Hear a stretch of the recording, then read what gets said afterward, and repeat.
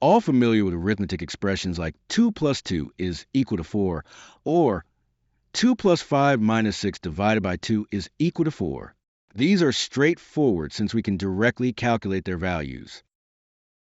Remember the Bodmer's rule, brackets, orders, i.e., powers and square roots, etc., division and multiplication, addition and subtraction, where brackets have the highest preference and subtraction has the lowest. However, things get a bit more interesting when these expressions are substituted by variables like x, y, alpha, beta. But fear not, we'll break it down step by step. Let's start with a simple problem. 2 plus something equals 5. Now, what is the value of the something? Well, the answer is 3. But how do we get it? It's really simple. Subtract 2 from both sides of the equation. Deducting same thing from two equal quantities should also be equal, which implies this something is equal to 3. While the something notation works temporarily, mathematicians needed a more standardized symbol. So they chose letters from languages like English and Greek to represent these placeholders. From now on, we'll write it as 2 plus x equals 5, where x is a variable. Now, if you're asked to write something added 3 times equals 6, you can write x plus x equals 6. But what if it's something added 100 times equals 400? Instead of writing x 100 times, we use multiplication, which is repeated addition. So we write 100 times x equals 400.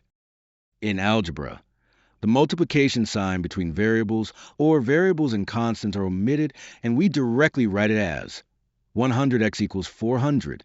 Things like 2 plus x plus x, or 100x are known as algebraic expressions. So ax plus b is an algebraic expression where ax is the first term and b is the second one.